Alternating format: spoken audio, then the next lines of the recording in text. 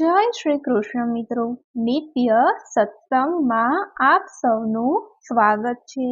આજે આપણે સાંભળીશું બીલીપત્રના મહત્વ વિશે તથા બીલીપત્રની ઉત્પત્તિની કથા તથા બીલીપત્રનું વૃક્ષ ઘરમાં રાખવું જોઈએ કે નહીં તથા બીલીપત્રના વૃક્ષની સેવા કઈ રીતે કરવી જોઈએ તેની માહિતી તથા બીલીપત્રમાં ક્યાં ક્યાં દેવી દેવતાઓનો વાસ હોય છે તેની પણ માહિતી। જો આ વિડીયો તમને પસંદ પડે તો લાઈક અને શેર કરી ચેનલને સબસ્ક્રાઈબ જરૂરથી કરજો। બીલીપત્રનું ચમત્કારી ઝાડ દરેક મનોકામના પૂરી કરે છે। બીલીપત્રના પાનને ગંગા જળથી ધોઈને બજરંગબલીને અર્પિત કરવાથી તીર્થોનો લાભ પ્રાપ્ત થાય છે। આ ઉપરાંત શ્રી રામ ભગવાને પણ કહ્યું છે કે જે શિવનો દ્રોહ કરીને મને મેળવવા ઈચ્છે છે એ સપનામાં પણ મને પામી નહીં શકે।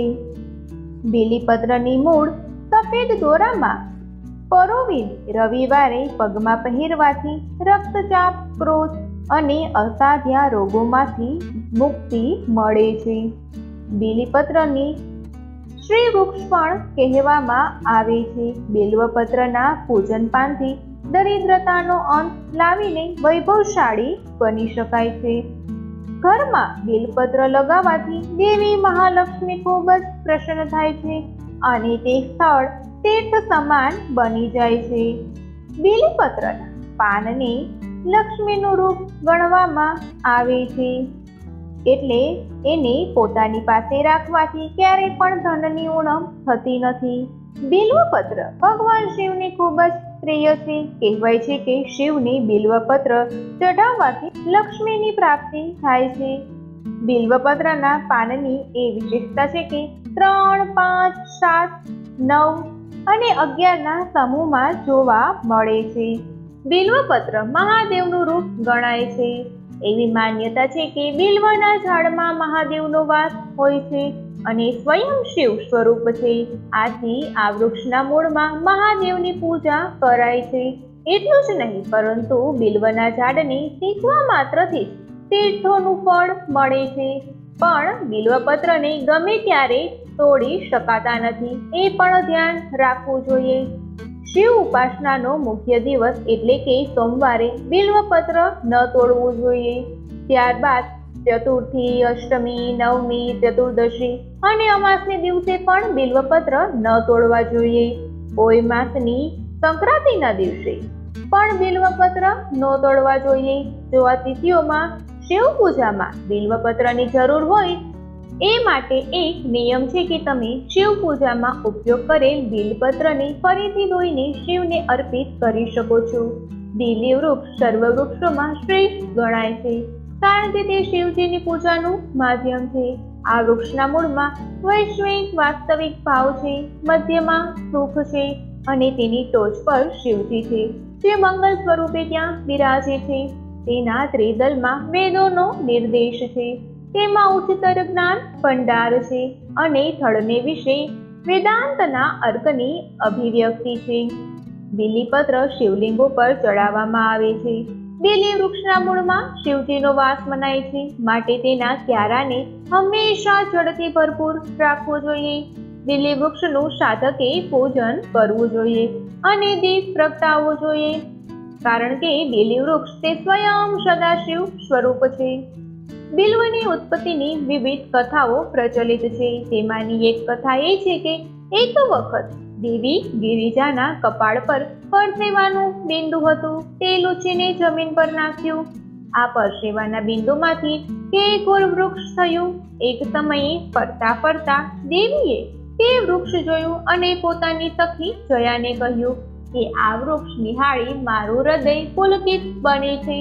જયાએ કહ્યું, દેવી, આ વૃક્ષ આપના પરસેવાના બિંદુમાંથી જ પ્રગટ્યું છે અને ગિરિજા દેવી આ વૃક્ષનું નામ બિલ્વ રાખ્યું। બિલ્વ વૃક્ષનો મહિમા અપરંપાર છે। એક એવી પણ કથા છે કે બિલ્વ વૃક્ષની ઉત્પત્તિ મહાલક્ષ્મીની તપસ્યાના પરિણામ રૂપે થઈ હતી। તેના ફળથી આધ્યાત્મિક અજ્ઞાનતા દૂર થાય છે। બિલીના ફળની વિશેષતા એ છે કે તેના પર કળી કે ફૂલ બેસતા નથી, પણ સીધા ફળ જ બેસે છે. કહેવાય છે કે લક્ષ્મીજીનો વાસ બિલ્વ વૃક્ષની કુંજોમાં છે. બિલ્વ ફળ લક્ષ્મીજીની તપસ્યાનું ફળ છે. ભગવાન વિષ્ણુએ આ વિશ્વના કલ્યાણ માટે શિવલિંગનું પૂજન કર્યું હતું, ત્યારે બિલ્વ લક્ષ્મીજીની હથેળીમાંથી ઉગેલું જે શ્રી વૃક્ષ તરીકે ઓળખાયું છે. બીલીના 3 પાંદડા 3 અંગોનું સૂચન કરે છે. તે સૂર્ય, ચંદ્ર અને અગ્નિ સ્વરૂપ શિવજીના 3 નેત્રો છે.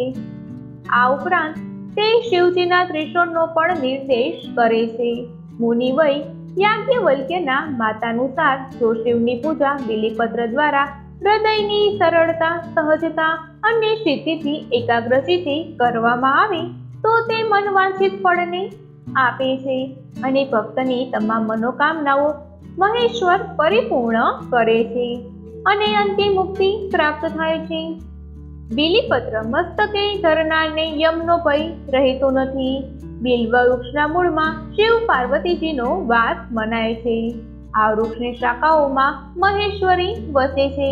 આ વૃક્ષના પર્ણોમાં પાર્વતીજી વસે છે. ફળમાં કાત્યાયનીનો વાસ છે. આ વૃક્ષની છાલમાં ગૌરીનો વાસ છે. આ વૃક્ષના કાંટાઓમાં 9 કરોડ શક્તિઓનો વાસ છે. બિલ્વ વૃક્ષનું ફળ ઔષધિઓમાં ઉત્તમ અને ગુણકારક ગણાય છે. આ ફળ યજ્ઞમાં પણ હોમવામાં આવે છે. તો મિત્રો, આ હતું બિલ્વ વૃક્ષનું મહાત્મય તથા તેની કથા અને તેનું મહત્વ. જો આ વિડીયો તમને પસંદ પડ્યો હોય તો લાઈક અને શેર કરી ચેનલને સબસ્ક્રાઇબ જરૂરથી કરજો. જય શ્રી કૃષ્ણ.